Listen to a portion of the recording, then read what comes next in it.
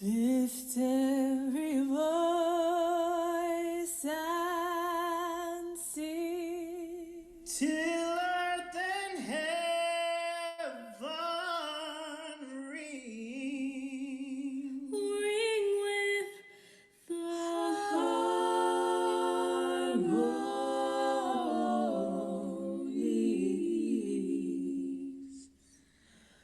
of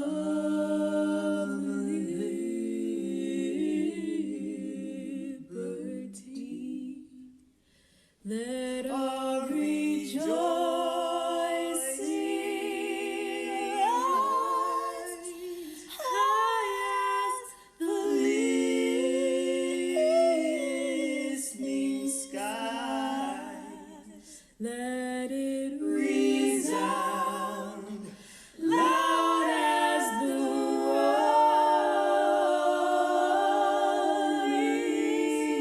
sea. Lift every voice and sing till earth and heaven ring with the harmonies of liberty. Let our rejoicing rise high as the listening skies. Let it resound loud as the rolling sea. Sing a song full of the faith that the dark past has taught us. Sing a song full of the hope that the present has brought us. Facing the rising sun of our new day begun. Let us march on till victory is won. Stony the road we trod, bitter the chasing rod. Those in the days when hope unborn had died, yet with a steady beat have not our weary feet come to the place for which our fathers sighed. We have come over a way that with tears has been watered. We have come treading our path through the blood of the slaughtered.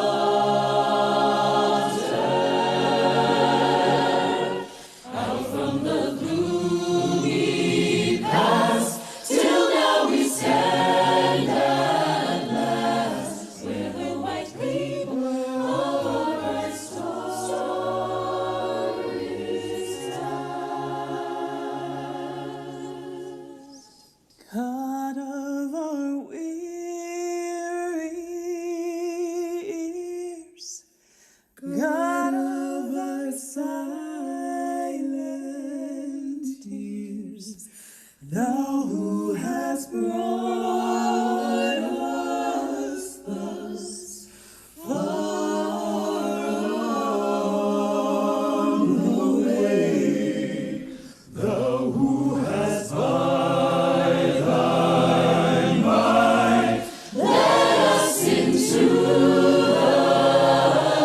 light. Keep us forever in the path we pray.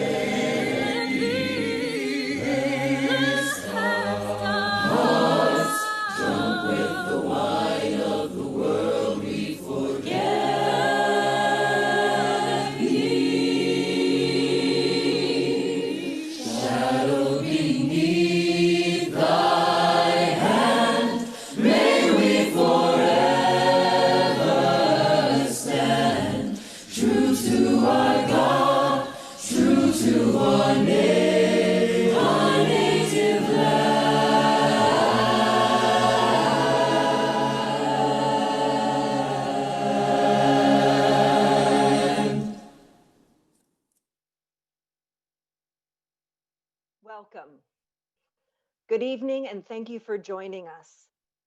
Hi, I am Kelly Rausch, Executive and Artistic Director of the Classic Theater of San Antonio, and we want to welcome you to the fourth part of our four-part series, Amplifying Black Female Voices, a Community Conversation. This evening is also in partnership with DreamWeek.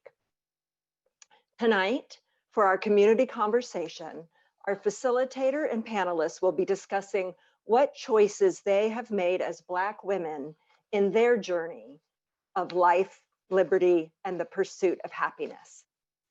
Throughout the evening, there will also be some interactive questions that you will be able to participate in through our chat section as well.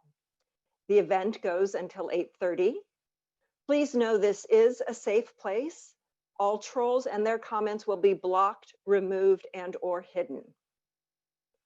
And now, it is my great honor and pleasure to introduce our facilitator for the evening, Cynthia Freeman Gibbs, who also writes as C.F. Gibbs. She is the author of Reasonable Insanity, a Dr. Olivia C. Maxwell novel, the sequel, Insatiable Revenge, a twisted fairy tale fantasy entitled Jack Dante LaBanks and the Beanstalk, and a contributing co-author in Writing is Essential by United Black Writers Association. Currently, she is writing and acting in a historical documentary film about African-American music genres with musical bridges around the world, another San Antonio nonprofit. As the founder and owner of C.F. Gibbs Writes Entertainment, she aspires to continue to create stories for the world to enjoy. Cynthia is a native of Lansing, Michigan, and MBA graduate of Florida A&M University, who is enjoying life in San Antonio with her husband, Jay Maurice. She has been a lifetime member of Delta Sigma Theta sorority and is active in the San Antonio alumni chapter. She serves in the Deacon Wife ministry at her church and volunteers her time with several organizations. Welcome, Cynthia.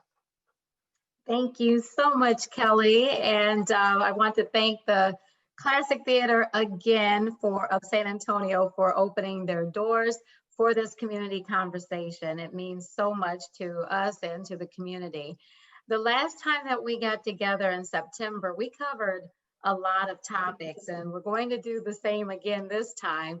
But as Kelly mentioned, with the focus on life, liberty, and the pursuit of happiness.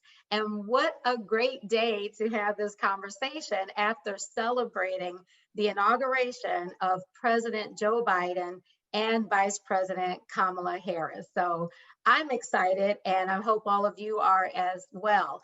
Now, in the last conversation, we did ask for all of you to take action and to examine yourselves and really look to see how you could contribute to improving our world and our country as it relates to equity and tolerance, inclusion, and justice. And so hopefully you took the time to examine yourselves and do just that. And if not, it's not too late to do exactly those things. But without further ado, we're going to go ahead and introduce you to the panel so you can hear from these Black women how we are relating to life in the United States as it relates to life, liberty, and the pursuit of happiness. So it is my pleasure to reintroduce our panelists to you.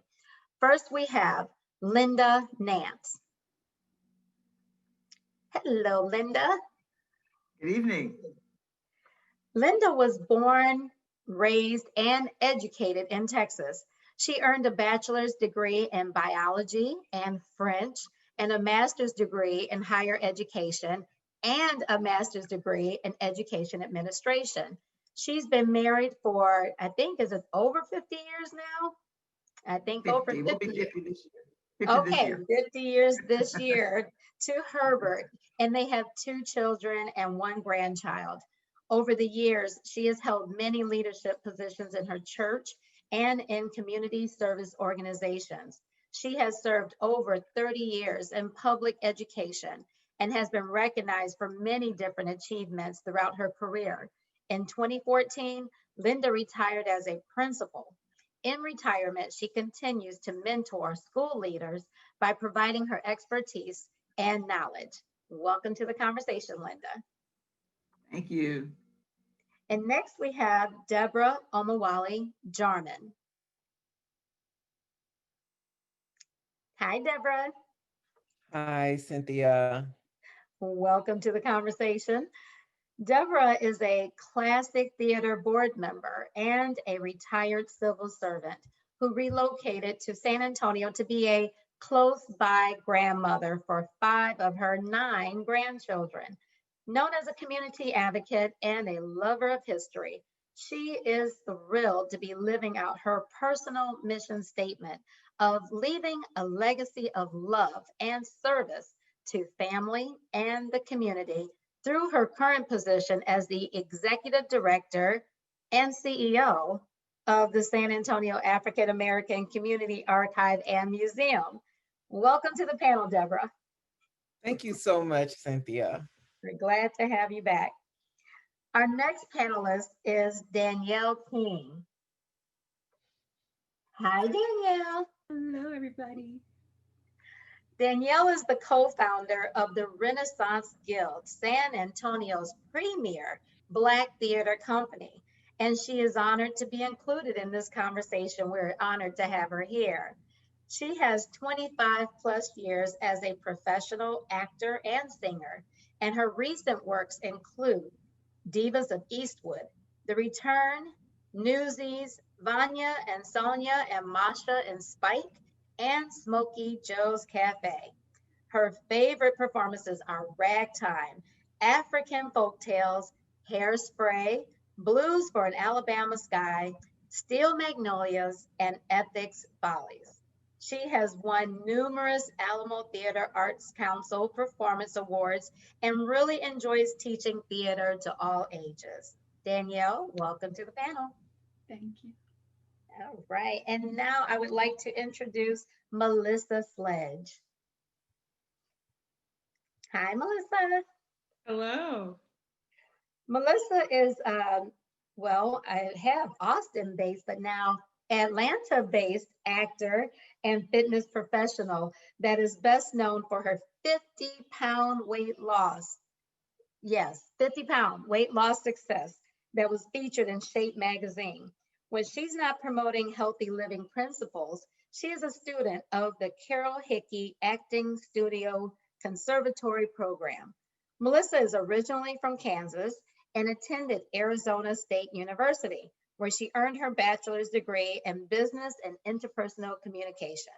Melissa is a member of the Junior League of Austin, in addition to serving on the board of Wheatsville Co-op. To learn more or work with Melissa, please visit her website at melissasledge.com. Welcome to the conversation, Melissa. Thank you for having me. All right, so at this time, I'll ask for everyone to turn on your cameras and we can get this conversation started. All right, okay, well, ladies, we made it to 2021. 2020 is one for the history books. So life goes on, and here we are. So these first 2 questions that I'm going to ask, I want all of you to chime in to answer. So, how will younger and future generations look back at 2020? And then also, how do we heal from the trauma that we experienced in 2020? So, who wants to start off first in answering this question?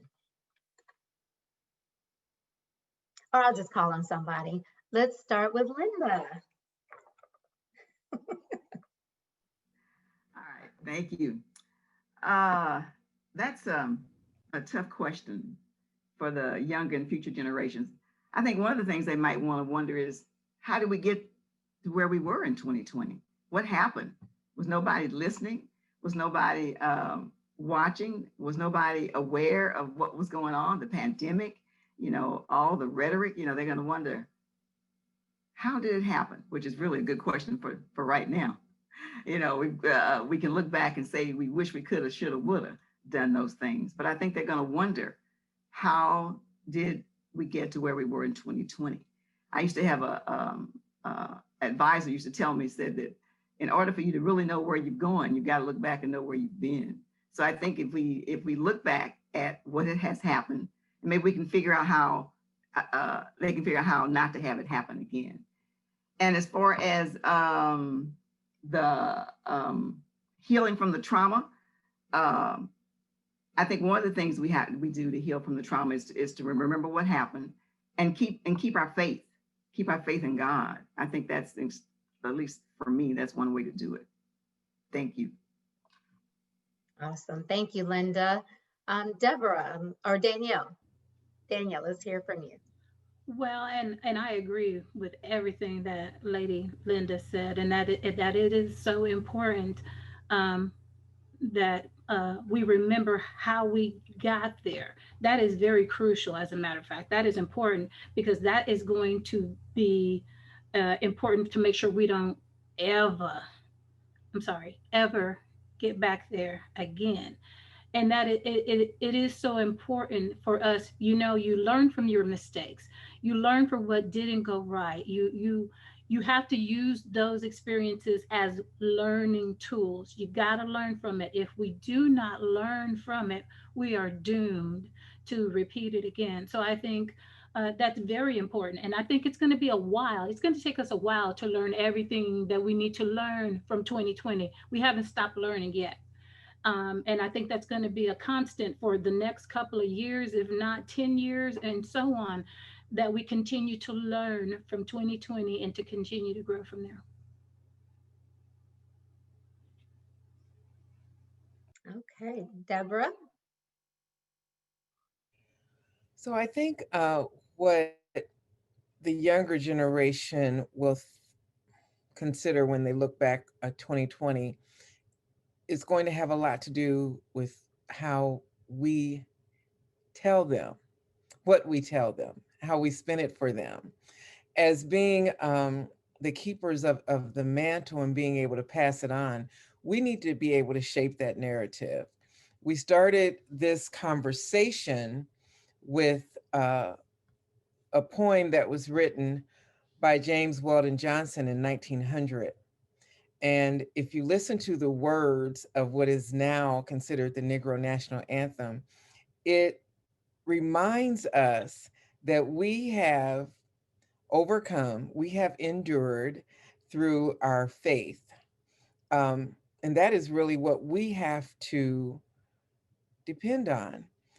Regardless of what happened to us in 2020, regardless of the activities of January 6th, what we can tell our children is, you know, on January 20th, 1921, a Black woman was sworn in as Madam Vice President of these United States. So we have to remind them that they are in charge of their destiny. They determine how they come out of this trauma, just like we determine how we come out of it. Thank you. Thank you. All right, Melissa. I will add that I think the future generations will, if we tell it right, the disparities between the experiences that were had in 2020. Because not everyone had the same experience, and some people are still trying to reconcile the financial and health and occupational devastation of last year. So hopefully they look back and see the disparities, but also ask the questions about how and why and can we do better and where are we in comparison. But also looking even further back to say, oh, these protests were just like the ones that were before, and be able to connect the dots and say, have we really learned, and where are we now, and how do we do better? As far as healing from trauma, therapy, whatever that looks like for you, seeking assistance, partnering that with faith if that's important to you, but normalizing seeking mental health support in all communities and across all communities. All right, thank you, And if everyone. I could add on to that, to what she said, because that was so important as well. And also for the healing process, don't be afraid to ask for help. Don't be afraid to seek help. There is nothing to be ashamed of.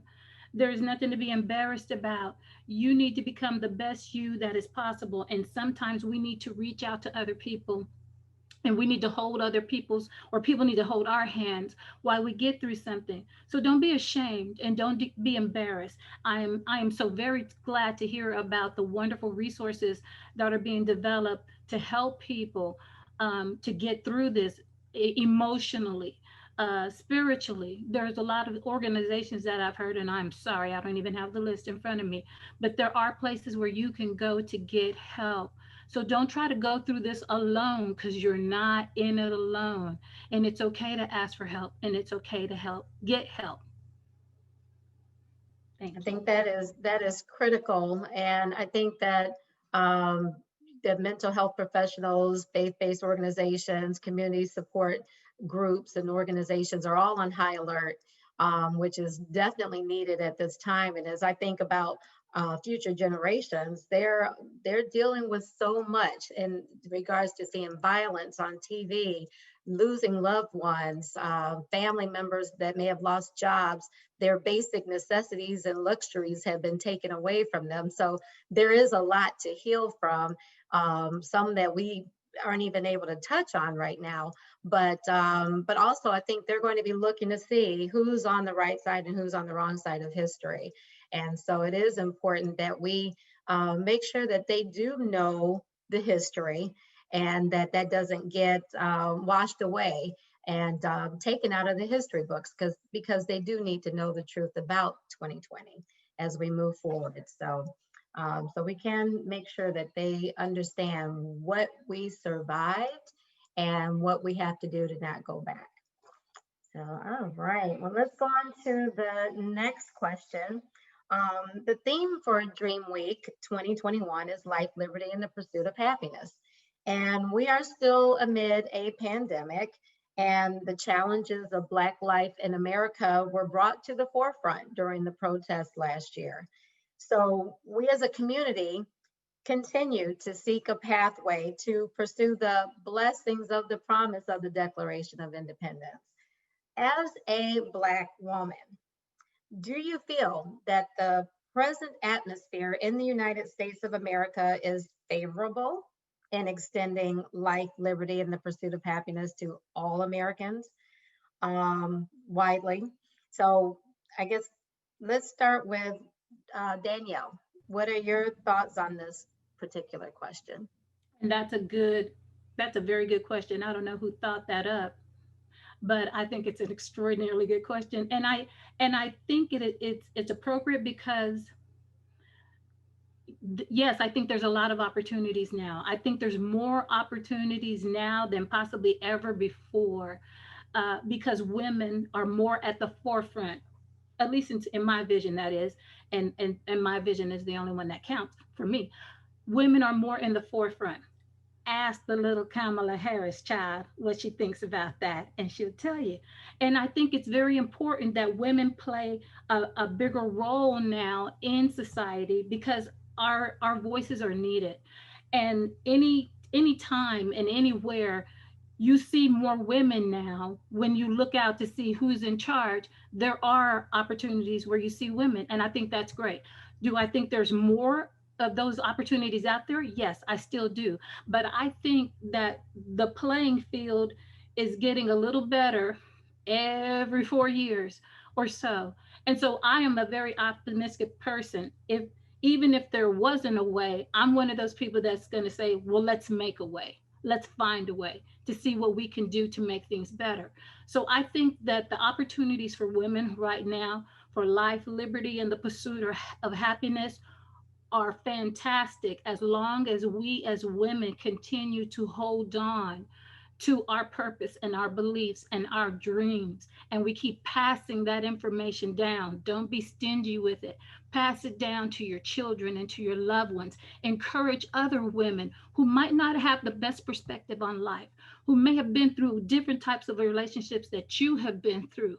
Encourage each other. Encourage each other to see the goodness, to do better. to see a better future for all of us. And I think that, yes, we do stand to have a better chance. Thank you.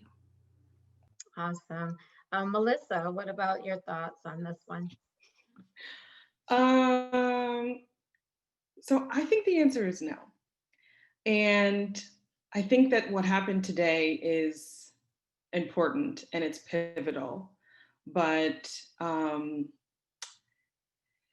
if the United States is a team and half of the team is not on board with everyone having life, the liberty, and the pursuit of happiness, it makes it hard for a collective community to pursue that, I think. I think that we have seen and we continue to see glaring opportunities to improve with race relations, with socioeconomic components. There's so much work that I think needs to be done. And while today is a special day, I don't think that we are close to the finish line, if you will. Thank you for sharing that. Deborah. Well, so for me, Danielle, I just love your optimism. The more things change, the more they stay the same. So people that are listening, we have a good time the night before chopping it up. And I shared something that with the ladies last night. And so I'm going to share it with everyone today. On September 20th, 1963, G.J. Sutton wrote, Sam Kendrick penned an article where he interviewed G.J. Sutton in the San Antonio Express about how he felt the San Antonio Negro was being starved to death. On September 26, 1963, the San Antonio Express provided an editorial in response to Mr. Sutton's article. And I just want to read a piece of that. It says, if you're looking for it again, it was September 26, 1963. And it says, San Antonio Negroes fare as well as anyone else in this land of ours, in spite of what G.J. Sutton and Dr. Ruth Bellinger may say or think. The white people of this nation are entitled to life, liberty, and the pursuit of happiness. And in my way of thinking, the right to choose who we will live near and associate with. A little education has proven to be dangerous, and it is time that these upstart Negroes realized it. So, where does life, liberty, and the pursuit of happiness stand with me as an African-American woman? The more things change, to Melissa's point, which today was an appearance of things changing, what I know from my 60 plus years being on this earth, the more they stay the same. And it is up to us to change that, to make a difference. We can no longer decide that we want to wait for an invitation to be at the table. We need to make our own table. We need to build our own restaurant. We need to hire our own servers.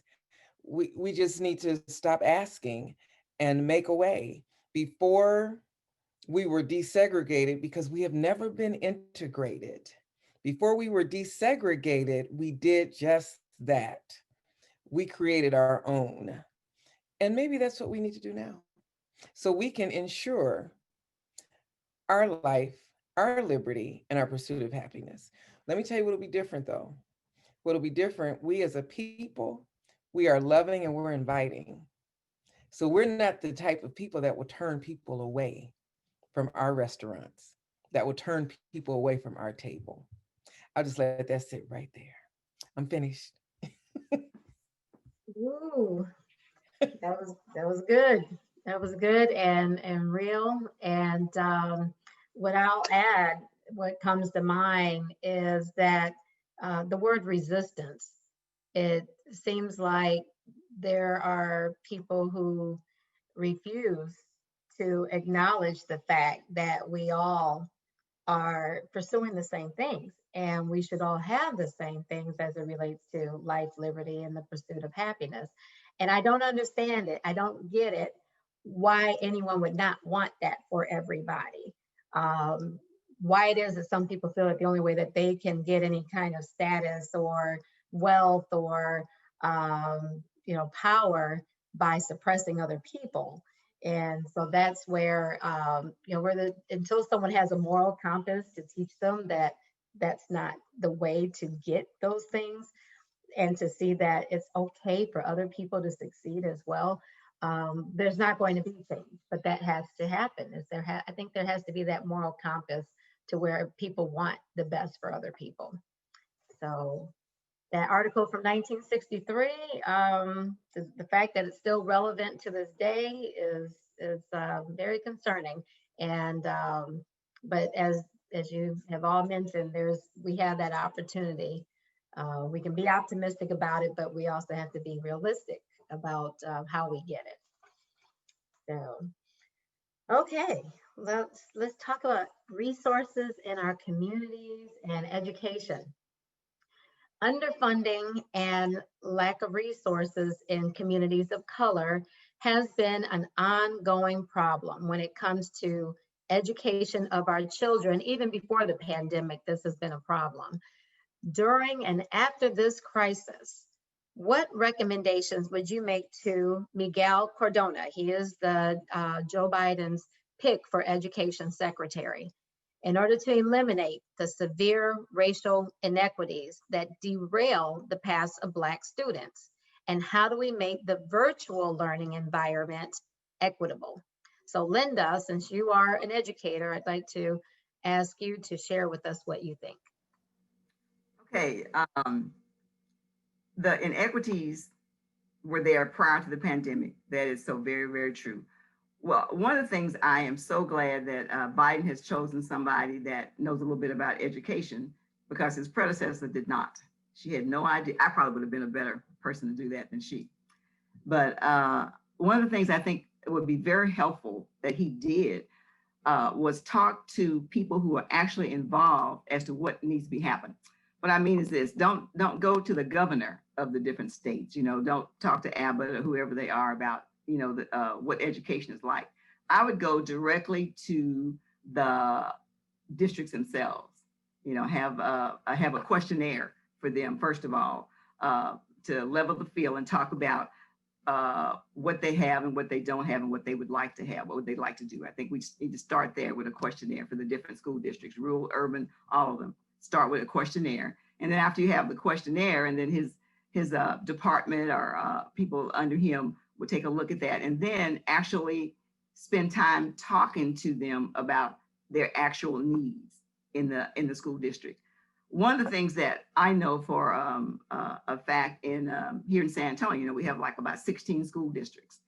The one I'm most familiar with is SAISD, because that's the one that I spent all of my years in. But they vary in what they have, even within the district themselves. That one school may on one side of town have something that the other side doesn't have.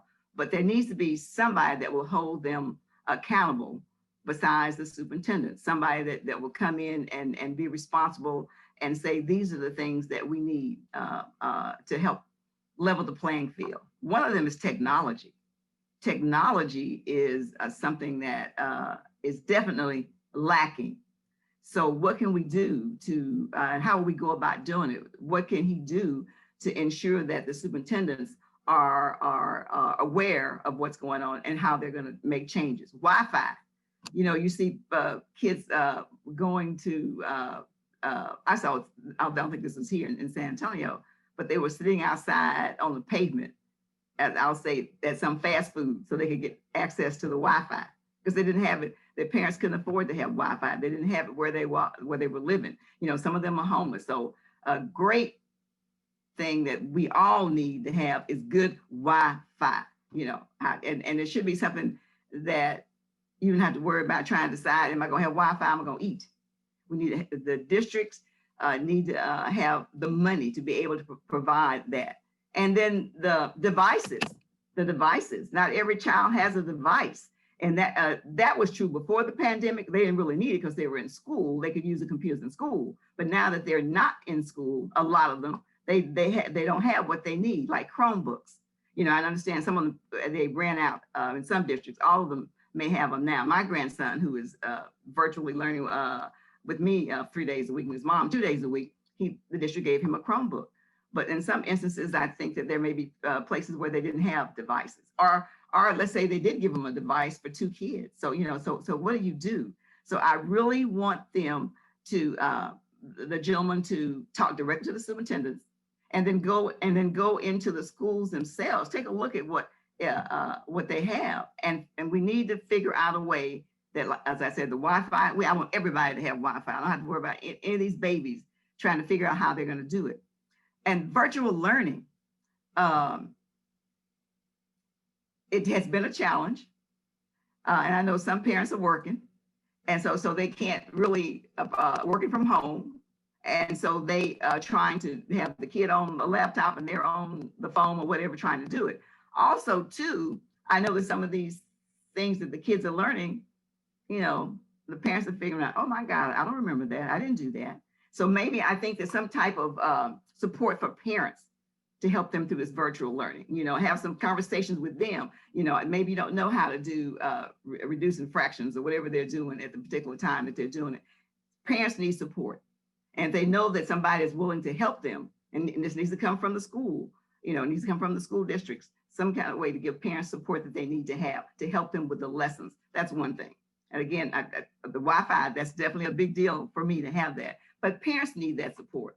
And they need to be able to know who's doing it as well. How many parents are virtually learning? So maybe they can create their own support groups, you know, and have some help with that. Teach them how to Zoom, how to do that, you know, teach them how to have Zoom meetings, because that's what the kids need. Sometimes the kids need support with that too as well. And the teachers, God bless these teachers with the Zoom, you know, the teachers are getting kicked out on Zoom sometimes, and it's not working, or it's unstable.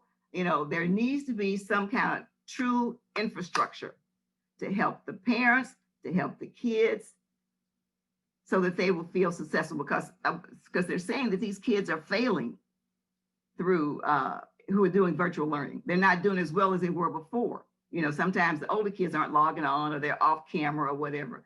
So there needs to be some help. Districts need to be held accountable for these babies. They need to be held accountable for what they're doing. They need to help these parents, because that is the only way we're going to level the playing field.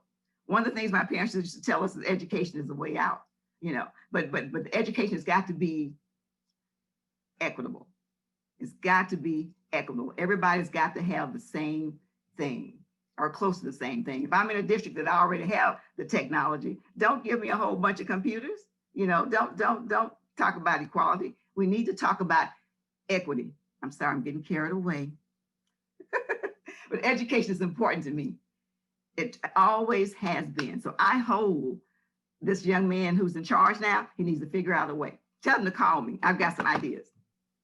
I was about to say, I need to write Mr. Miguel Cardona and tell him to contact Linda Nance. Cynthia, They need that kind of passion on their team, and they need to hear exactly what you have recommended. Deborah? Yes, I just wanted to add something. You know, so I don't want to be the one that is always saying the system is broke, but actually the system is broke. It's historically broke.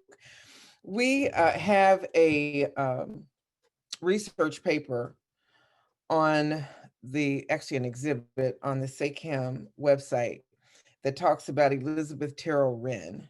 She was an educator in the Edgewood School District. And she fought to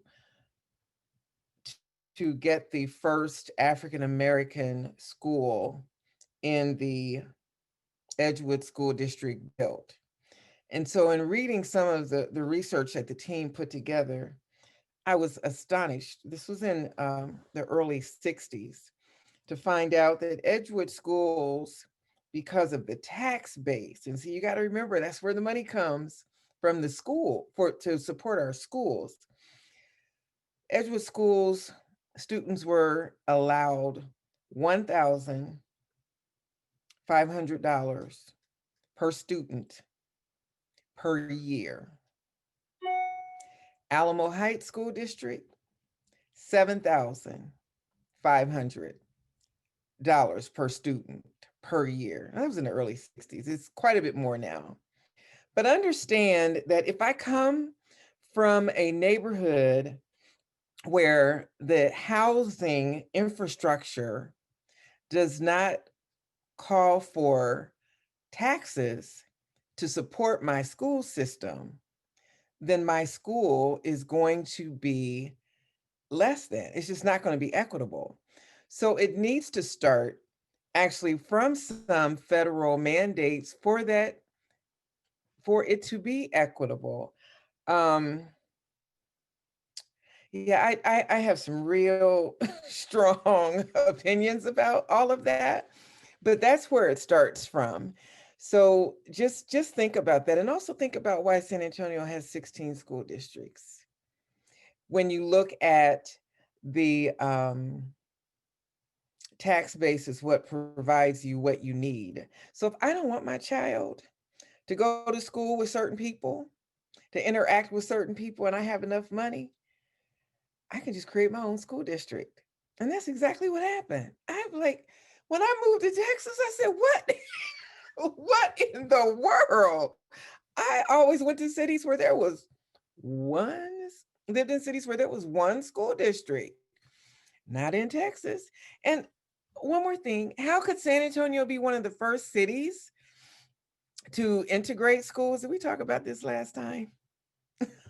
The first city to integrate their school system is because you could say that, oh, we'll just put the Black students with the white students in Edgewood because white was also Mexican.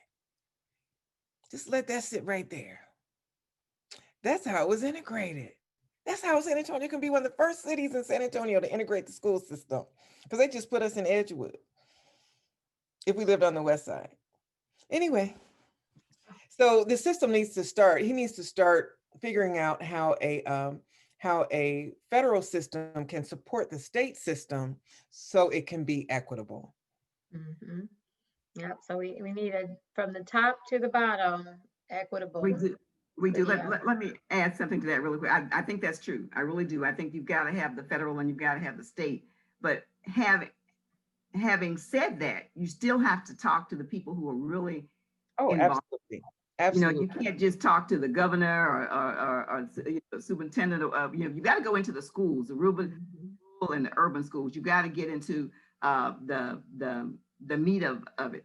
And I think not every city in San Antonio, not every city in Texas has more than one school. I have 16 school districts. I grew up in Fort Worth. We only had one, Fort Worth Independent School District. Moved to San Antonio, and like I said, they got a whole bunch of them, and probably for the reasons that you said. But I do think the federal and the state, but then you got to get down to the people who are really involved to know what these babies and these teachers need. You got to give the teachers what they need, and you got to give the kids what they need as well. So we need a holistic system. We really do. It is broken. You can't put patches on it because it's obvious with the pandemic, it wasn't working. That brought that all out to the forefront. That needs are great. Okay. Oh, great discussion. And I'll add one more thing. They also need to talk to the parents, because every school district you have different situations that parents are dealing with. You may have single parent homes where that parent is a frontline worker. So they're not able to be at home in order to take care of making sure that their child is paying attention. So there's so many other factors that they really need to get down to the grassroots to find out what might exist as problems and that has been exacerbated by a pandemic. So, No, you know what, Cynthia, let me say one more quick thing about this. So I found out from a friend of mine in a affluent school district that their school district, they have the parents have created pods, right? So it's like a version of homeschooling. Well, it is an affluent school district where the parents have the know-how to do that. So they can work. They've hired nannies and it's all kind of stuff to give their children support. I think that that's wonderful. But when you look at the cross section of San Antonio, how much of San Antonio can do that? So, with exactly what you're saying, we need to provide that support to our parents. right. All right. Great conversation. I'm going to put another topic out here that that also impacts the way things are done in communities of color. And it relates to effectively rolling out the distribution of the COVID vaccine, given the inequities and also the lack of trust. And so I'm going to ask for Deborah and then Danielle to share how what your thoughts are on this topic. Okay. Am I muted? Oh no, I'm not muted. I wish I was muted. Um, for 40 years, African American men were told that they were getting treatment for bad blood. They used all kind of things because they didn't feel that African American men would come to the forefront to be engaged with the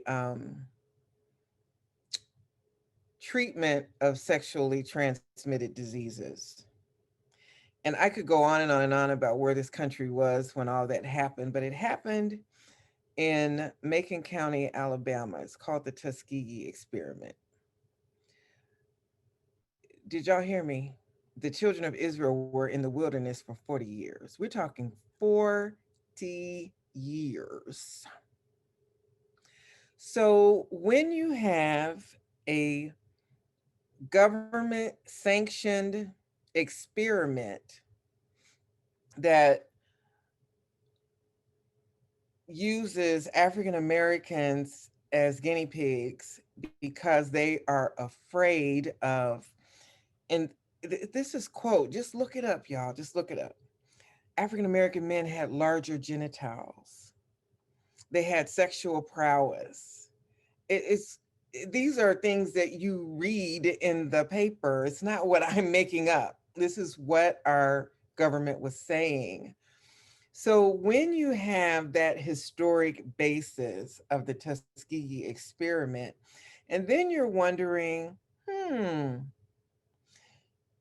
45 put this vaccine out on a fast track. Operation Warp Speed is what it was called. And you're wondering why you can't get African Americans to participate in trials. You're wondering why you can't get African Americans to be the first in line for these vaccines. 3 words: the Tuskegee Experiment.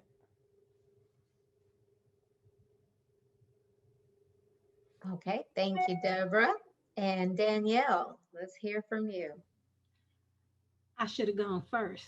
That's really what I want to say. I should have gone first. She almost had me change my mind. What um and but she makes a very good point.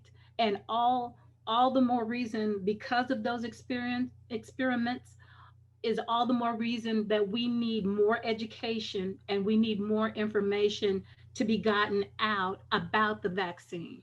I think the vaccines are important. I I I I am waiting to take mine and hope to get it as soon as possible. But I want to do that because even if I have to be used as a guinea pig, I want to make sure that there is some type of record that they can use as, okay, this is how this vaccine worked on African American women between the age of 35 and 40. Hush, I'll tell you my age later. But I think it's important that we participate in the vaccine because we need to have some history to look back on, and we need some track record, and we need the research, and we need people to step up and say, okay, I feel comfortable. Or even if I'm not comfortable, get the information out to people so they can get a chance to ask questions and get the answers and see the results. I think it's critical that we do our best to participate with getting the vaccine so that we can, the rest of us can be here later on, because this thing is hitting us a lot harder than it's hitting some other areas and other populations. It is hitting us hard. And that's unfortunate. It truly is.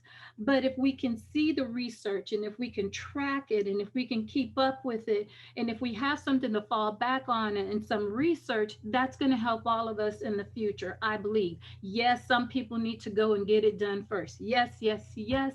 And I will be happy to do that as soon as I possibly can. But for those, I understand that some people are concerned, and that's okay. All the more reason we have to have just the same amount of education that we got going into the kids for the classrooms. We need the rest of that out here with the vaccine, because people need to know and they need to understand, and I understand the concerns, and so let's address them. And some of them are valid concerns, so let's take care of that. But I don't want people dying and getting exposed to this virus because they were afraid of a vaccine that could have helped them. I should have gone first. Thank you. That was right on time. And I think that it's important that there's an understanding of what communities of color are feeling, what their beliefs are, historical information, so that we can educate, so and inform and get people vaccinated, so that we can get back to our new normal lives. So there's a lot of work to be done, and I think that if people who are making these decisions, that they really need to see, again, looking at grassroots ways of getting the information out. We can't just say, put a commercial on TV and say, okay, everybody go get vaccinated. You need to have people in the community. When it comes to communicating with us, we need people that are on the ground in our community that are able to communicate with us about these things. So, all right, at this time, we are going to have a poll question for our audience to respond to. So when the question pops up, please take a look at it. And there it is. Respond to it.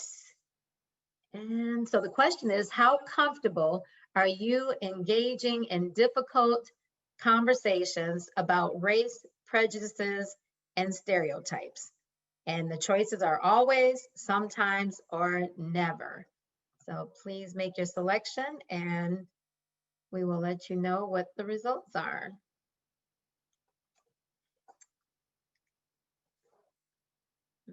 Okay, do we have the results from that? And then Ruben, I don't know if you announced it or if I'm able to announce that. Oh, here we go. Everybody can see it. So always came back at 43%. 6 people responded on that. Sometimes eight people responded at 57%.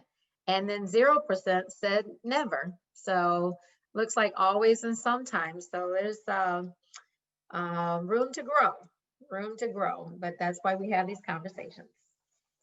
Okay, the next question is, Deborah, I'm going to put you on the hot spot again.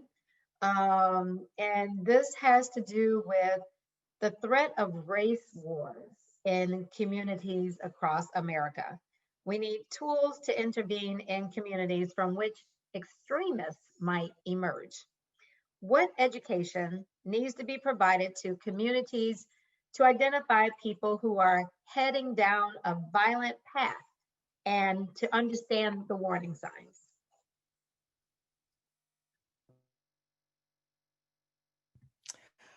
So, from a grassroots perspective, I think we could start there.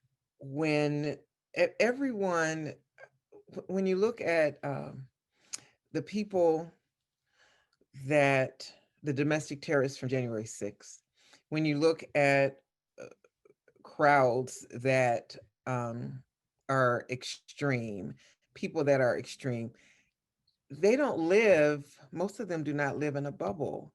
They interact with people regularly. And what needs to happen is we need to be able to call them out on it. And not in a way that is that will put them on the defense.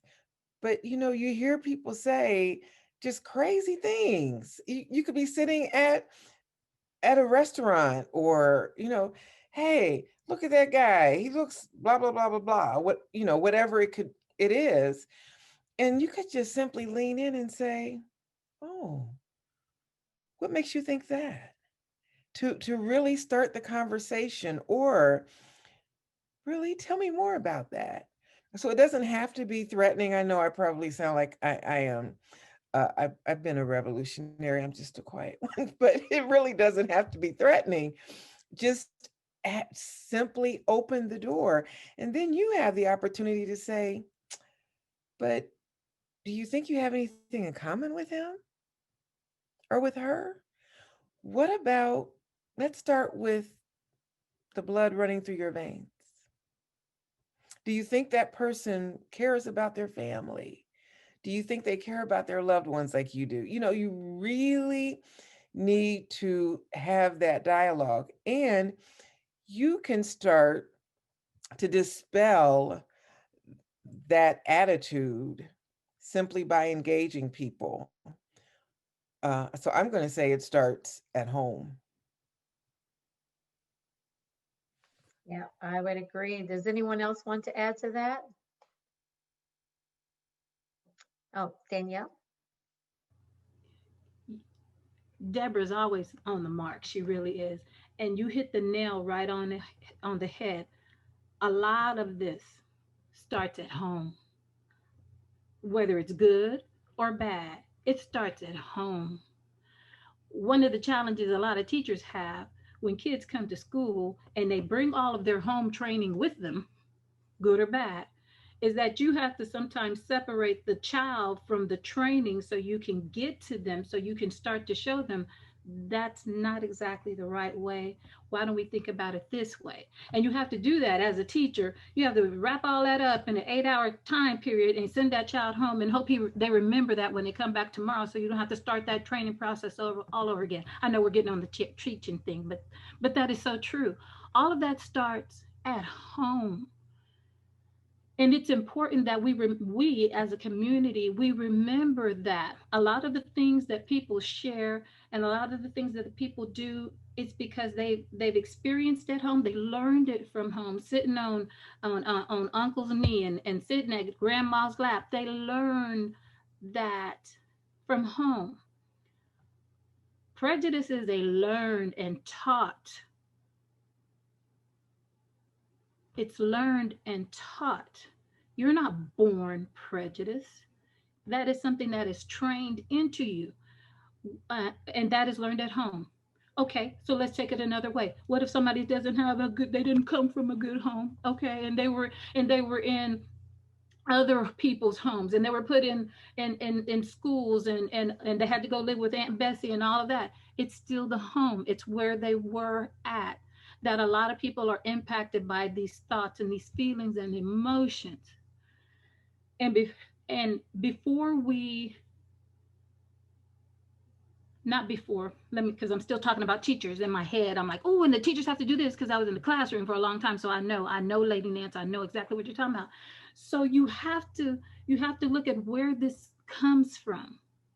And it's not just the children that need to be taught. You need to teach the parents too, because that's how they were raised. And blessed be, these people don't know that everything that grandma and mama taught you were not right, because you believe everything they told you, because they told you to believe them too. So they believe everything that came out of grandpa's and grandma's mouth is the truth, even though it's not really.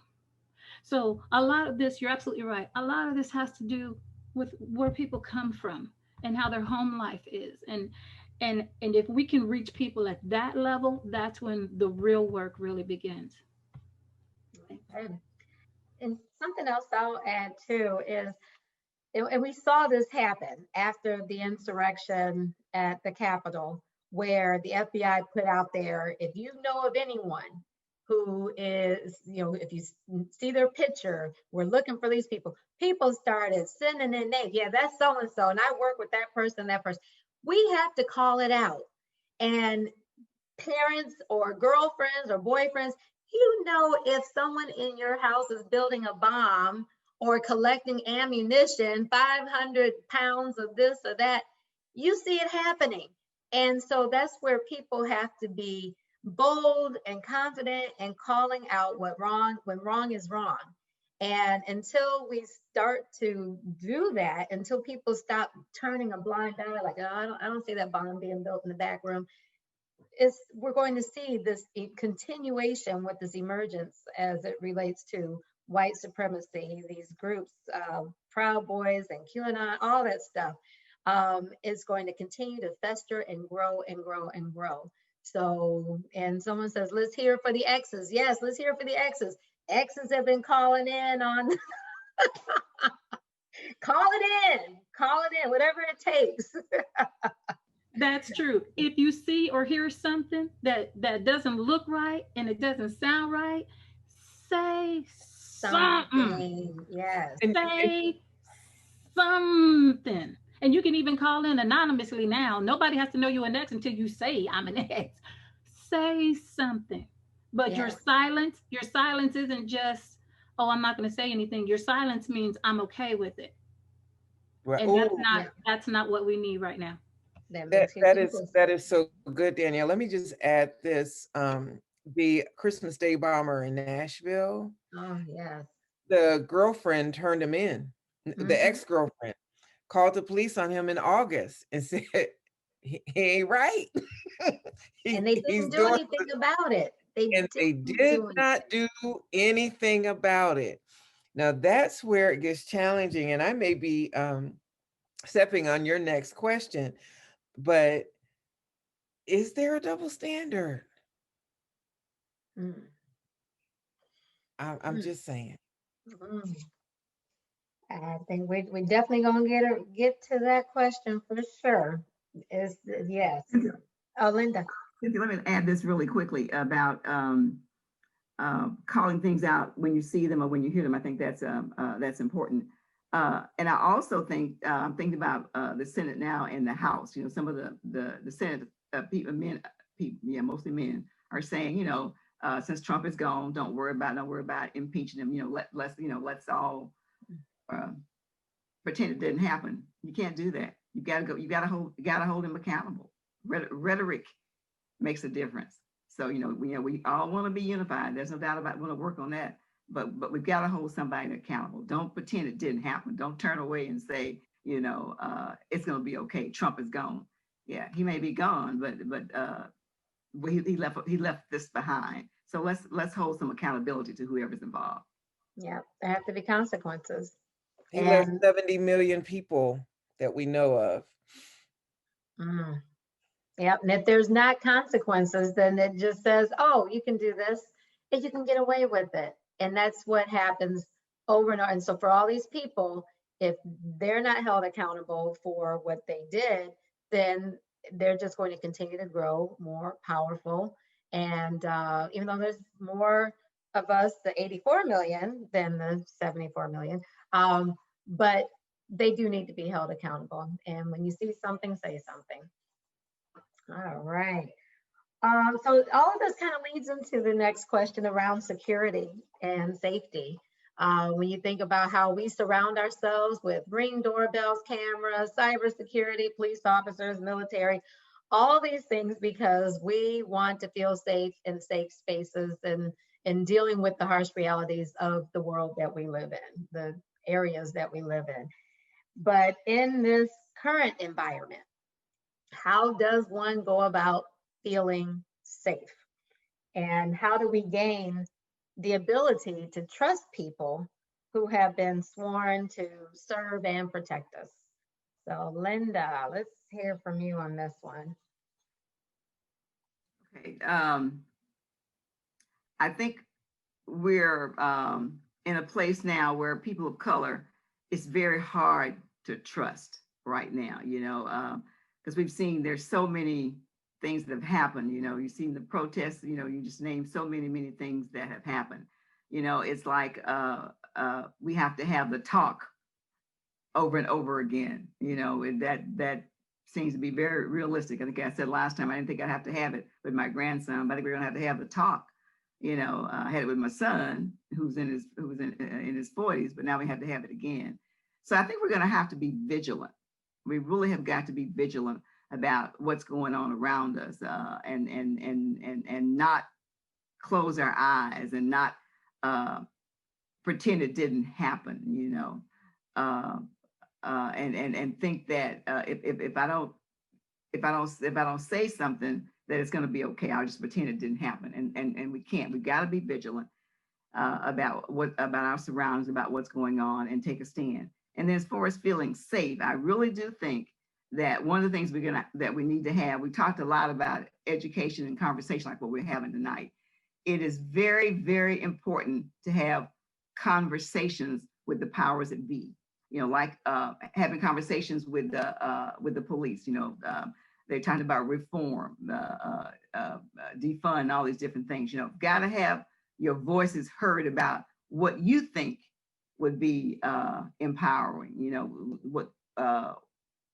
What would make a difference? And are there double standards about things that happen? There truly are double standards when it comes to people of color. There's just no doubt about that, because we are looked at for mostly a bad reason sometimes, just simply no more than the color of our skin. So having a conversation with these people, whoever they may be, but that's where you start. You got to start somewhere, having a conversation and being vigilant and letting people know how you really feel about something, and don't let it go unanswered.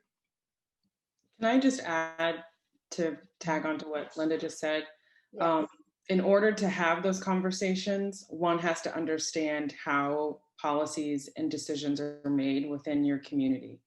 So having an understanding of how local government works, not just opting out and saying, oh, this has always been this way, so I shouldn't attempt to be involved, but understanding how funding works in your city, understanding how these elected officials, like understanding their terms, actually going to vote for all elections, is going to be imperative to add on to just being a part of the conversation. Very good. And can I just add one other thing? Law and order is actually, if you do some research, that comes from white supremacy. Law and order is very different from justice. And so when you're looking at people that, and oh, by the way, 45 actually used those words to incite more division.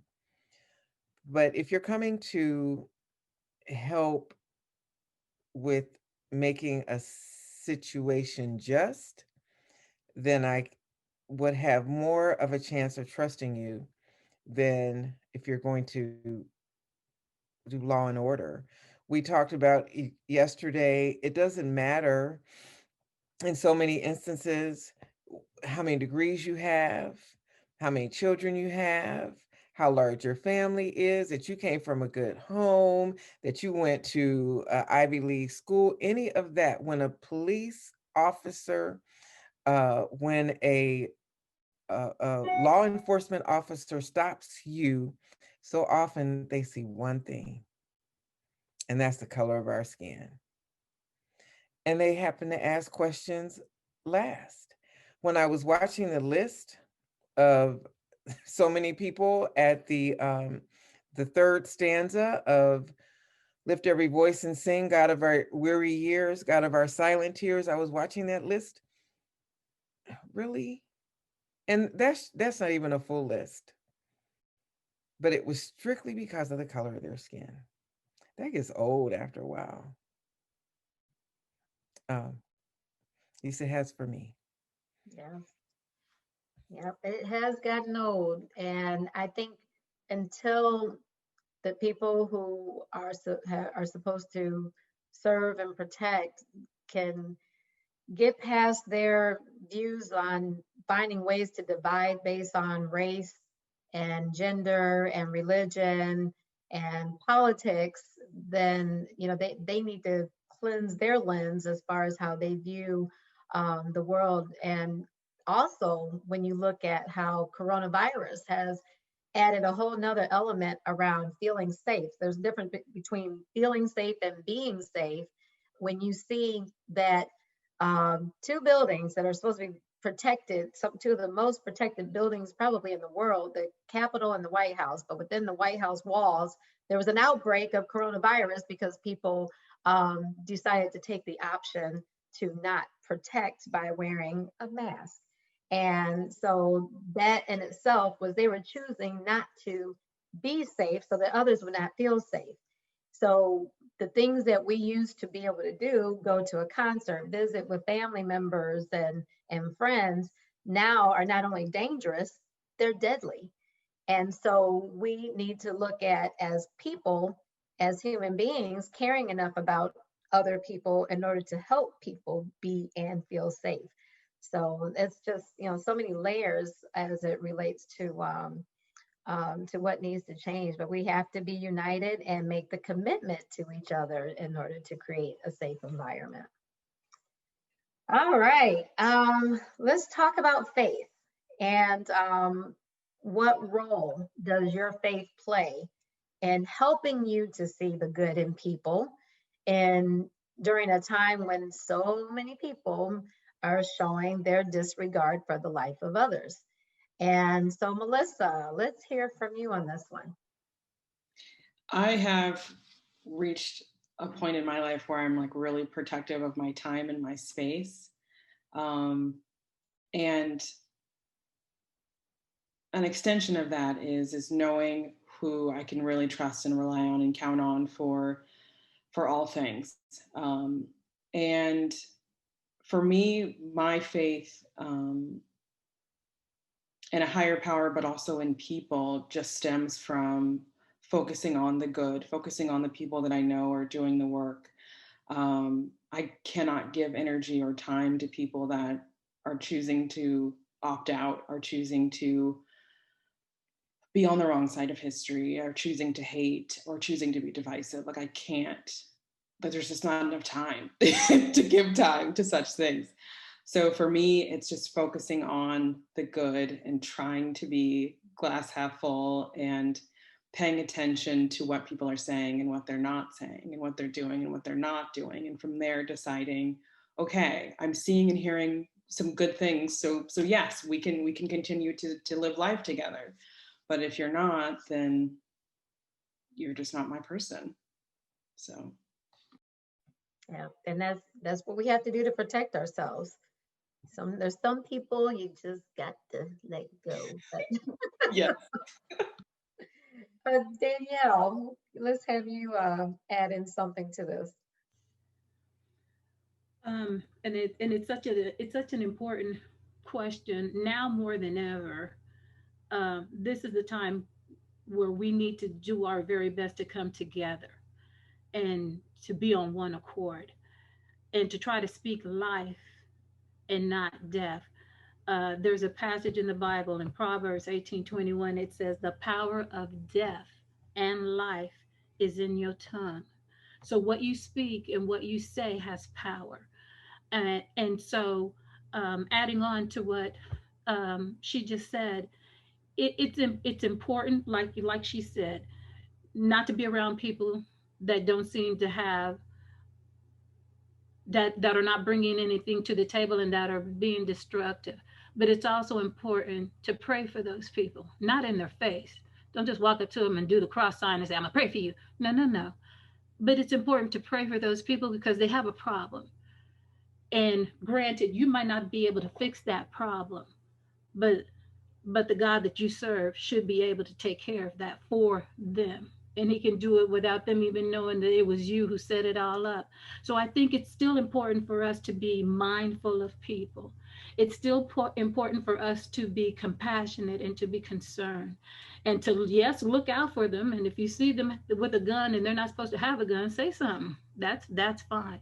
But it's still important for us in our daily lives to speak life over every situation, over everything that we're going to have a positive thought. Like she said, the glass is half full. Yes, the glass is full and flowing over. For me, that's the world I live in. But it's important that we still reach out to people. And it's important that, or if you can't, if you're not one of those people that reaches out to people, that's okay. It's still okay to be concerned about people. And if you see somebody who has a need, and you have the resources to address it, even if it's just a verbal communication. Sometimes all people need to hear people say is, hi, how are you today? I'm so serious. Sometimes all people need to hear is the smile in your voice, even when you're just talking to them on the phone. So continue to feed that, because we need that kind of love in this world right now more than anything. Yes, definitely. And, I have to admit, in full transparency, the Lord is working on me, because when people have a complete disregard for caring about me, especially in these times when, it's like, just wear a mask. My trust meter is diminished greatly. And so I have developed these new filters that I didn't even know existed within me, where I see people and I'm automatically assuming that they have a certain mentality about things. And so I'm asking the Lord to not only work, I'm not just praying for them, but I'm also praying for me, praying for the Lord to change me, and so that I can see people's hearts. And before, as I'm walking to the post office or to the store, wherever I'm going, I found myself avoiding looking at people. But instead, it's like, let me make eye contact and let me smile behind my mask, because they can see that.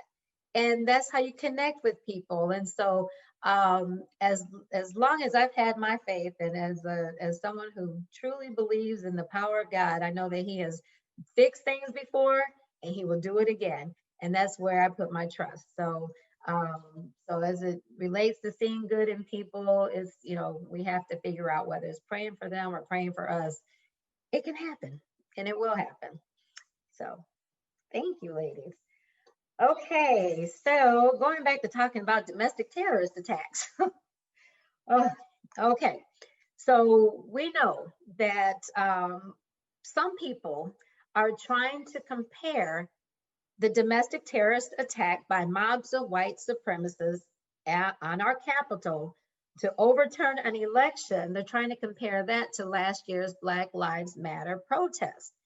And we all saw with our own eyes the striking inequities in police response to what were Black Lives Matter protests for racial justice, compared to the insurrection at the Capitol that was triggered by lies and deeply rooted racist stereotypes. So let's see, was it Melissa? Did you have something you wanted to add? Okay, I'm sorry, it was Deborah. I think Deborah had something that she wanted to say about this, and also Danielle had something to say about how stereotypes play a role in the double standard in the way each group was treated. You know, Cynthia, like I said before, the bad part about all of this for people of color, and especially for Black people, they when I walk in so many instances, they just see, here comes a Black woman with no regard of what I bring to the table. And so as I'm watching January 6th, and then you hear the video from the New Yorker, the reporter in the New Yorker who had his mic up, and you heard what they were saying. You know, they built a noose on the Capitol grounds. So at first, they weren't showing you that day. The news media. They were very protective, and rightfully so, on what they showed. The first day, you didn't see that it was, in the five figures of people that were going to the White House. That wasn't evident, but as home videos and things started coming out, cell phone videos, you saw, oh wow, this was a lot of people. They tried to make it seem like it was 100, 100 people or something like that at first. So you're watching this, the noose that's built on the Capitol grounds, the Confederate flag that is going through the rotunda. Um, the fact that they're saying that they want to hang and kill our Congress people, our elected officials, it is unfathomable that someone would have the audacity to compare that with protests from countless names of Black people that have been murdered by police officers. It is even unfathomable that we have dehumanized Colin Kaepernick. Let's just start there. And one of the things that I tell people, and I'm going to go back to the beginning of this, the third verse of the Negro National Anthem, the poem written by James Weldon Johnson, is a prayer. You know why I don't stand up for the Star Spangled Banner? It has nothing to do with my lack of respect for veterans. I have an uncle that was killed in a war. It is because, just read the third verse of the poem written by Francis Scott Key that we now call the Star Spangled Banner. Our anthem, you would get on your knees, or either you'd be standing. That anthem talks about slavery. So the difference is night and day. And it's because of the color of my skin. Yeah, no. Mm-mm. Danielle, take it away. Um, I was shocked, beyond shocked of the actions that happened on January 6th. I didn't think something like that could happen, to be quite honest, on American soil at the American Capitol building in the heart of the capital of Washington D.C. I didn't think that that was at all possible that it could happen, but it did, and the people were racing in and looting and attacking police officers. They were attacking police officers. And I said to myself, how in the world is this happening? I didn't say why. I knew why it was happening. How in the world is this being allowed to happen? And here's the other thought I had. And I know, please forgive me when I tell you this. And I love people, I love everybody. But when you attack my country, 'tis of thee, when you go to the White House and you start running over policemen and attacking policemen and breaking windows and looking for people to lynch, the first word that came to my mouth, and I'm like, how are these police officers letting this happen, because there was one word that was in my head, and that was the word headshot. And I really mean that. Headshot, headshot, headshot, headshot, headshot. If you would have done about 6 of those, that mob would have dispersed, and it wouldn't have gotten anywhere like it did. But that's what's we're supposed to be. They're supposed to be protecting our capital, and these people are coming in and having their wicked way with the grounds that freedom was established on. And I was flabbergasted and heartbroken, and I was almost sick. It just made me sick. I'm like, how is this being allowed to happen? If these people were foreign terrorists and they came and they tried to do that, OMG, that would have been so different. So what is the difference? How is it really, really different than people who live here, who stormed the Capitol and broke down windows and attacked police officers and killed a police officer? How is that? And you let them walk smooth out of that building? Hola Chichihuahua. Those are words I can't say in public and live because my grandmother would roll over in her grave. But it staggers. I am like, how is that allowed to happen on United States soil at the Capitol building of the United States Republic?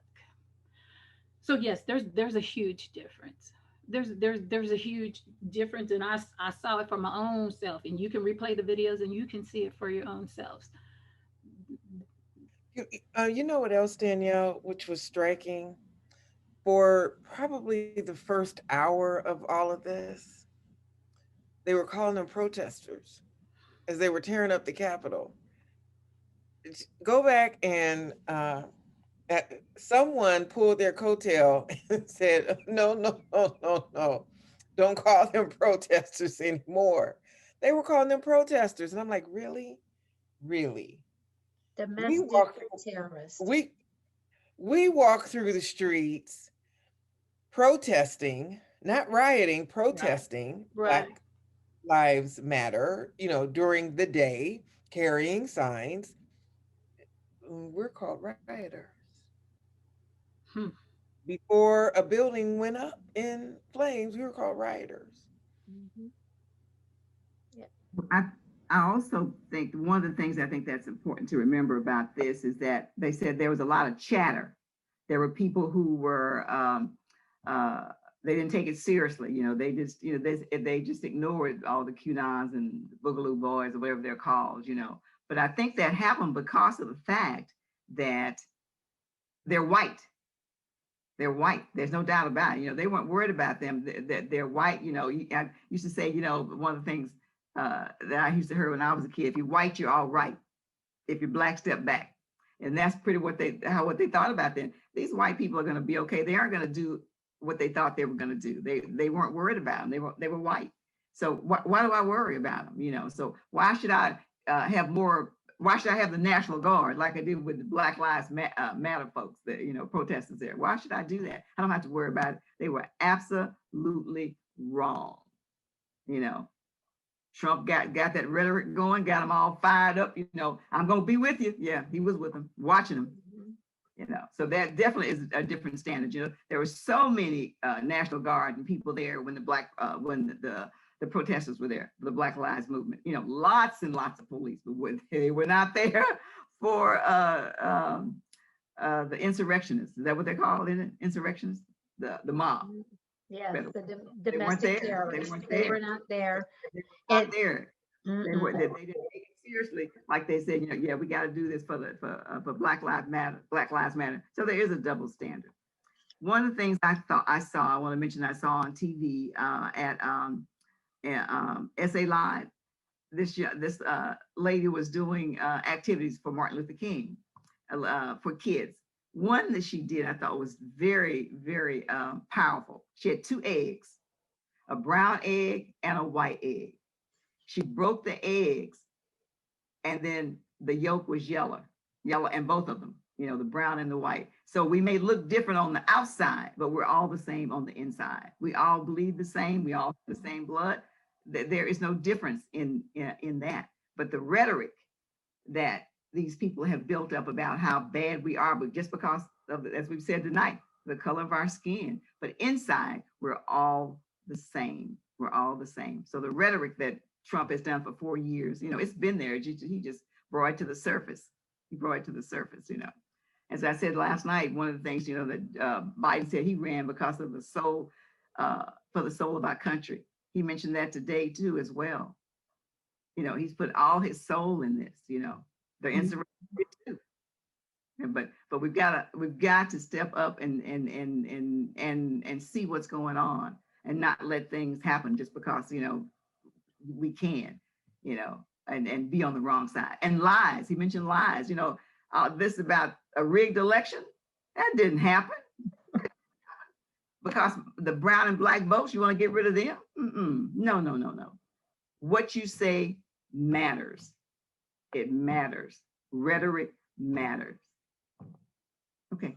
Yeah, that's it right there, is that rhetoric matters, and the words that are used matter, and the fact that, as you mentioned, they heard the chatter. And if that had been chatter coming from social media platforms being used by predominantly Black people, you can best believe we would not have made it to the Capitol.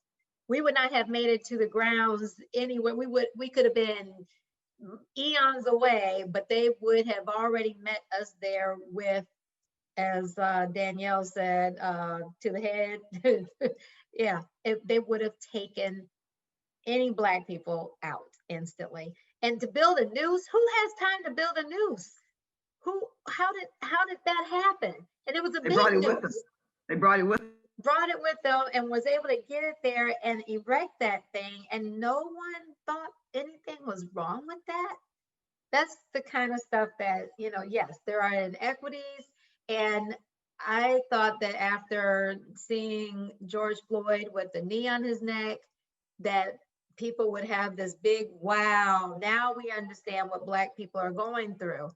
No, instead it became even more division. Some people got on board, corporations got on board, but there's still this division of, oh yeah, you guys are wrong for this, for thinking that you guys are being treated differently. And then this happens. And now it's like, maybe now the whole world saw this.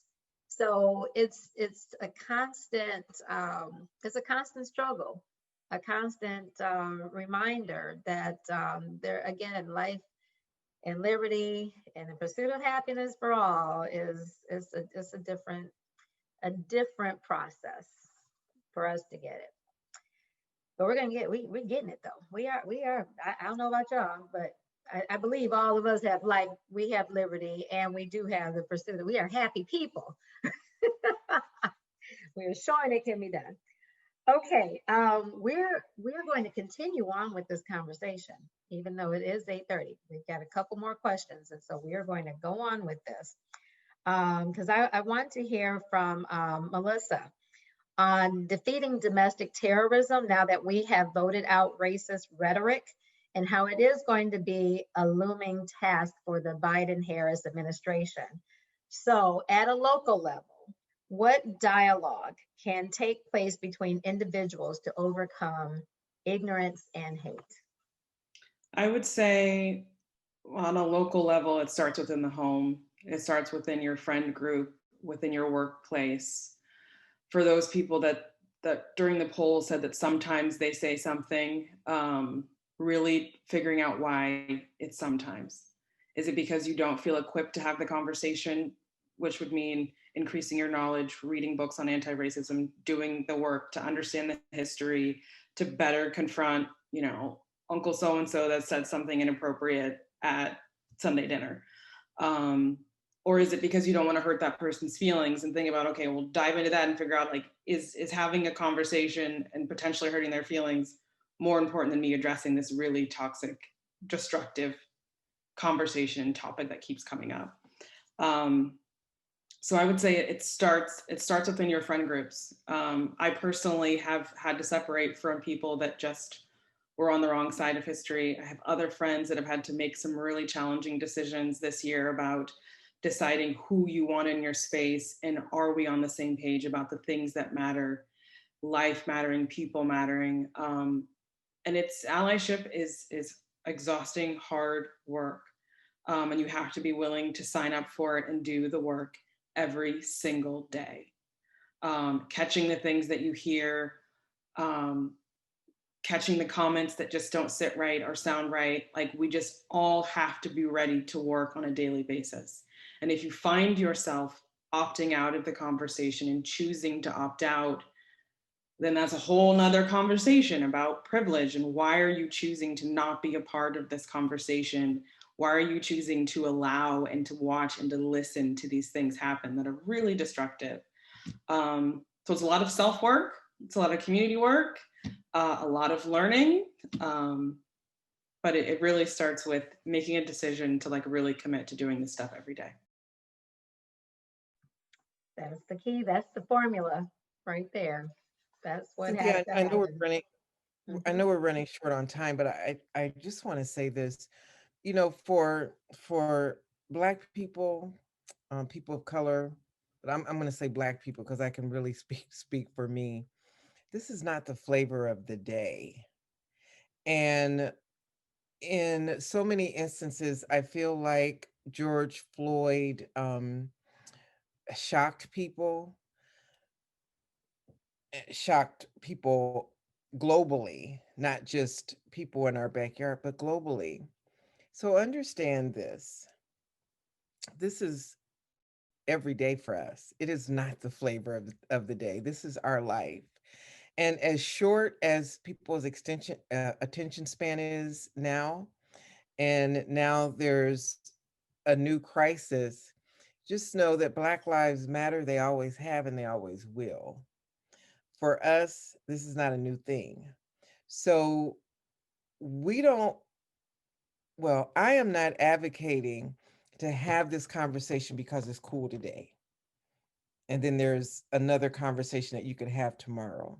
This conversation is cool every day because of the continued names that are being added to the list, because of what we saw on January 6th, because of what we endured for 4 years, the continued racial rhetoric to divide this country. This has been our lives. This is what we live every day. So we don't want it to be the flavor of the day. Like Melissa said, it takes work. This is an ongoing, everyday process. This is what we live. This is what our sons and daughters live. This is our life. And I think to add to that is that conversation without action is useless. We get fatigued saying the same things over and over and over again. So when people talk about wanting to be an ally, you, as Melissa said, you have to do the work and take action, and not just keep saying, okay, well, let's talk about this again. Can you tell me this and that? It's like you can do the research in addition to having the conversation. So take responsibility and also initiating conversations. And that's one thing I'm very happy to say. There've been a few people who have reached out to me over this last year, people who didn't even realize some of the actions that they did years ago was racist. And but they reached out, and it has really opened the door for healing, because now we have had the conversation. So as we have one other question, but I do have an action item for the audience. So but that's one thing, to just self-examine and see, is there someone who I need to reach out to initiate a conversation with and take action in that aspect. So this next question has to do with the victory for Democrats in Georgia. And that was due to people like voting rights activists, Stacey Abrams, and other Black leaders and organizations mobilizing and getting the vote out after experiencing increasing discrimination and being marginalized, underestimated, and undervalued. How can we keep up the momentum in the Black community for future elections outside of just the presidential elections?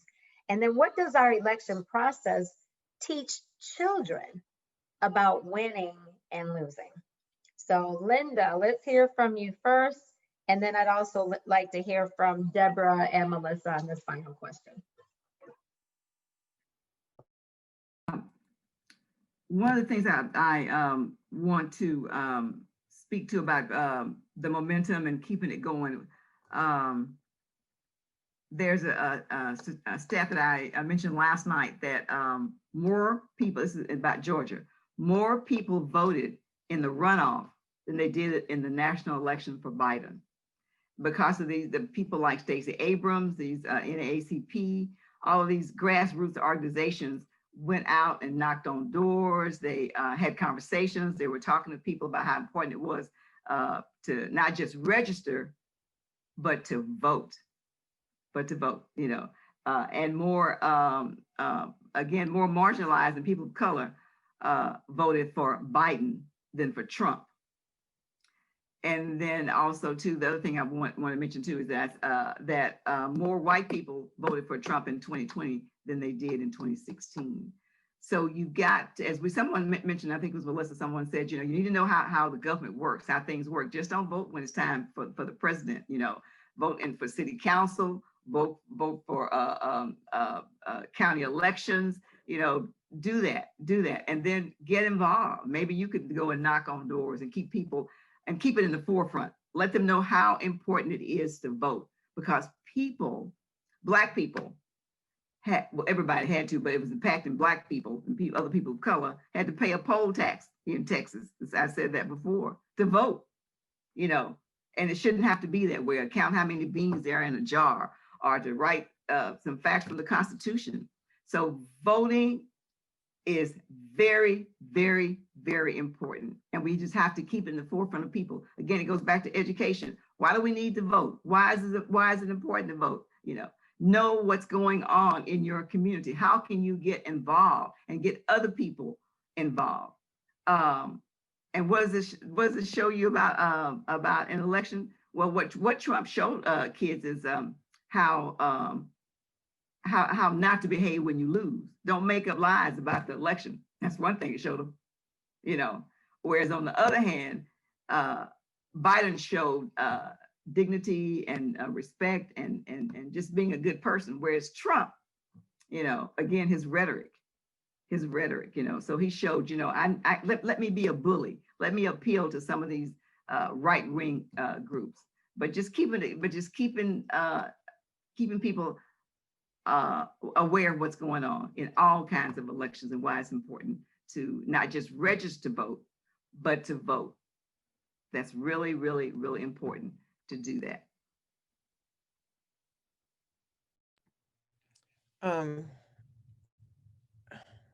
Linda, I wholeheartedly agree. So we talked about justice a little while ago. When you look at our local elections, that's the DA. Those are our judges. Even we talk about city council, who hires the chief of police? So we need to pay attention to who those people are.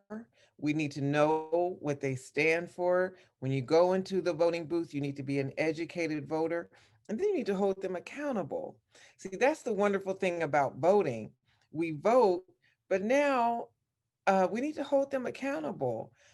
There is a joke that there are some people that I have, because I've advocated so much, they know when they see me coming, I'm going to ask some questions.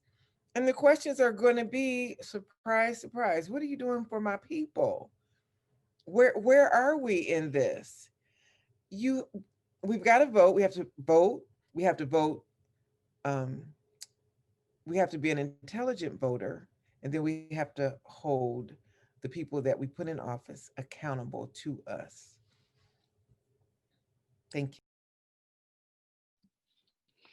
I'll add that. Just want to say real quick, there is an election coming up in May. Am I right? Is there an election in May? There is an election in May, and there are 17 candidates for District 2. Yeah, Just thought I would say that. yeah. Thank you. Regarding just momentum in Black communities, I just really think it's important for Black people to really realize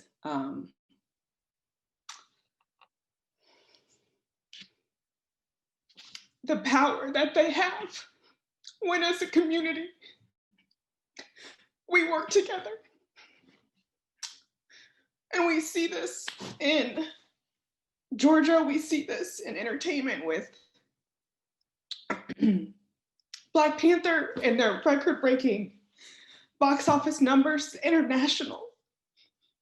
In order to keep up the momentum, we need to realize the power that we have when we are informed, when we take action.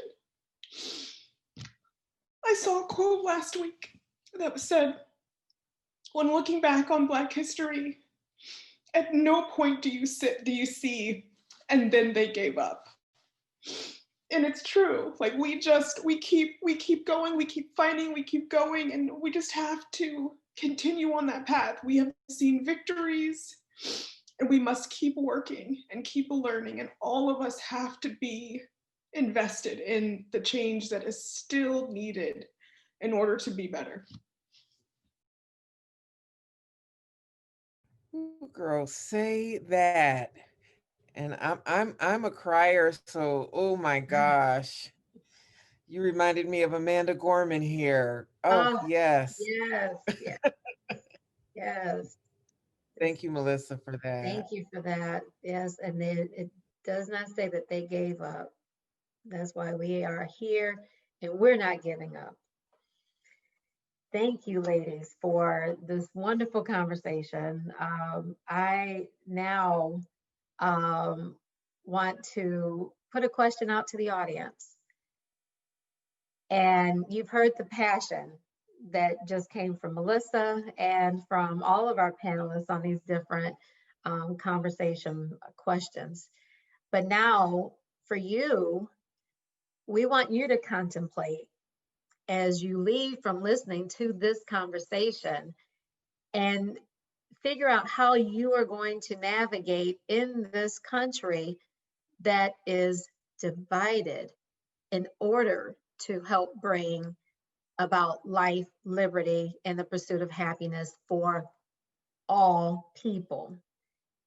So self-examine again and really think about that. Don't just leave this conversation going on the way that if you were doing things a certain way before. Today is the last day for that. Today is the day for you to make a change. And so we've given ourselves, given of our heart. The Classic Theater of San Antonio has given you this platform, and this is the time for you to take action and make a change. So on that note, I'd like to ask each of our panelists if they have a final remark that they would like to make to all of you. And you can just jump right on in. One of the things I want to go back and say, I think I may have said the very first time we were talking about how important it was to be involved and to vote. I talked about I had 3 V's, now I have 4 V's now. We want everybody to be visible, and whatever that means for you to be visible. We want you to be vocal, we want you to be vigilant, and we want you to vote. The 4 V's: visible, vocal, vigilant, and vote. And personally, this is what I would like for you to do personally. I want you to mask up, back up, and back up. Thank you.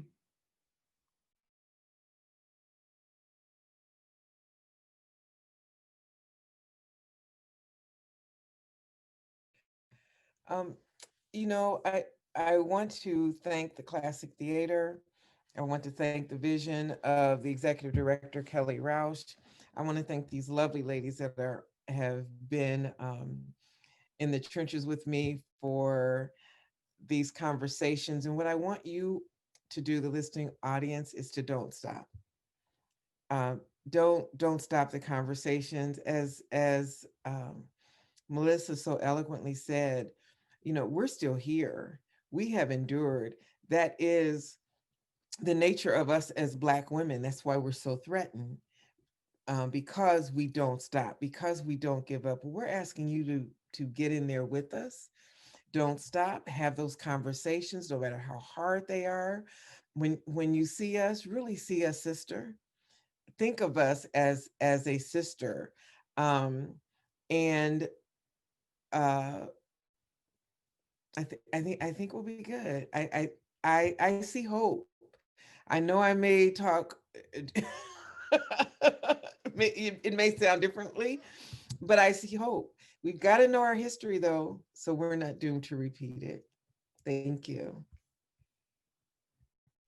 I share that same sentiment. It's been a pleasure to really dig in and have these conversations. And just as Deborah just said, just roll up your sleeves, because there's so much work to be done. But being here, learning, absorbing, hopefully you can all take away and walk away and review the past sessions and dig into all of the learning and opportunities in the future. Ditto, ditto, ditto, ditto, and ditto. It's been such a joy to spend time with these ladies. Number one, growing closer and learning. I so look forward to these wonderful sessions, because I know my brain's gonna be a little bit bigger by the time I get out of it. For good reasons, I mean. And it's so enlightening, and it's such a wonderful time to spend with people and get to know new people and get to share and hear the experiences that I would not have known if we hadn't had this opportunity to meet. So I'm very grateful. I'm very grateful to the Classic Theater. I'm very grateful to all of these ladies for sharing and giving and encouraging. Keep speaking life, ladies. Keep speaking life, and no matter what area you're doing, no matter how you're helping, keep speaking life, because it is so needed. And for our audience members, thank you for being here, and thank you for giving yourself the opportunity to learn and to grow with us, and take something. If you only take thing one thing away from this session, find that one thing, share it with somebody, help somebody else to learn and grow. And let's keep learning and growing together, one nation, under God, indivisible. Thank you, everyone. Thank you to our panelists. Thank you to Kelly and Ruben, and to the Classic Theater. And thank you to all of you for being here. And be safe, wear your mask, and have a good night. I'll turn things back over to Kelly. I just want to say thank you, ladies. All five of you are powerhouses, and your vulnerability and sharing with us your truth makes the world a better place. And that's a lot of heavy lifting that you have been willing to do to share with us. So thank you. Thank you, viewers who are listening. Thank you, DreamWeek, for partnering with us for this event this evening as well. And Ruben, who is our operations manager and technical support guru love, who's managing the chat. Thank you, Ruben, because we could not do it without you. Please, if you have questions, viewers, if there's things you still want to ask, I know our ladies have said they would be willing to answer any emails that come in. We will have on our website, classictheater.org, information about each of the ladies and where you can find out more about them, what they're doing in the world, and how you could learn from them, whether it's Linda Nance as an educational consultant, or about SACAM with Deborah, or Renaissance Guild and the Divas of Eastwood with Danielle, or Melissa, who is a filmmaker. And we are hoping to have her on in coming months doing her film and mental health conversation. And then Cynthia, who is a writer, a facilitator, and actress as well. So you may email us. And if you are interested in more of these conversations with the women, because they have all told me they've had a very good time, They would be willing to have more as well. So this is our last official one, but please let us know at Classic, because we feel grateful for these voices being shared in our community. Good night. And as my boyfriend, my husband knows this, my boyfriend Lester Holt says, take care of yourself and take care of each other. Wishing you a great new year.